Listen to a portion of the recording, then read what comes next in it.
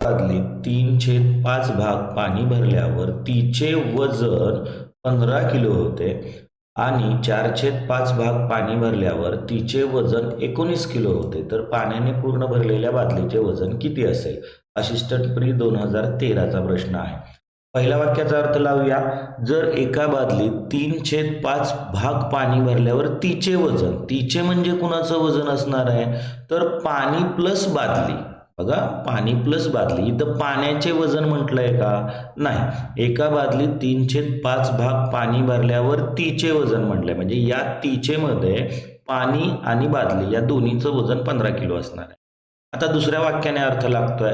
4/5 भाग पाणी भरल्यावर तिचे वजन 19 किलोग्रॅम होत आहे. म्हणजे बघा, 3/5 भाग पाणी भरलं त्यावेळेस वजन किती होतं? 15 किलोग्रॅम होतं.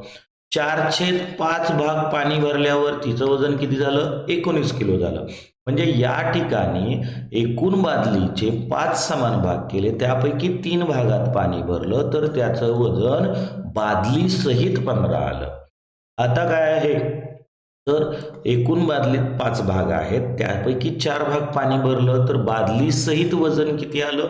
19 आलं. आता या प्रोसिजरमध्ये बघा, या प्रोसिजरमध्ये इथं सुद्धा बादली सहित वजन आहे, इथं सुद्धा बादली सहित वजन आहे. मग झालं काय? 3/5 भागाचे 4/5 भाग पाणी करत असताना एक भाग पाणी वाढलं. मग हे एक भाग वाढलं म्हणजे किती किलोनी वाढलं? 4 किलोग्रॅमनी वाढलं. म्हणजे एक भाग पाण्याचा 4 किलोग्रॅम असणार आहे. एक भाग पाण्याचा 4 किलोग्राम असणार आहे. म्हणजे एकूण भाग किती आहे त्याचे? 5 भाग. म्हणजे 4ला 5ने गुणलं तर पाण्याचं वजन निघणार आहे 20 किलो. पाण्याचं वजन किती निघालं? 20 किलो.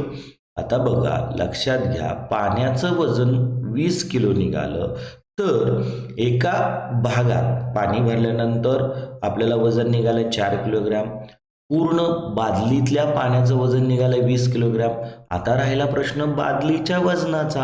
आता बादलीचं वजन किती असेल? या ठिकाणी आपल्याला लक्षात येईल, 3 भाग पाणी भरलं त्यावेळेस बादली सहित पाण्याचं वजन 15 किलोग्रॅम झालं. आता 3 भाग फक्त पाण्याचं वजन काढूया.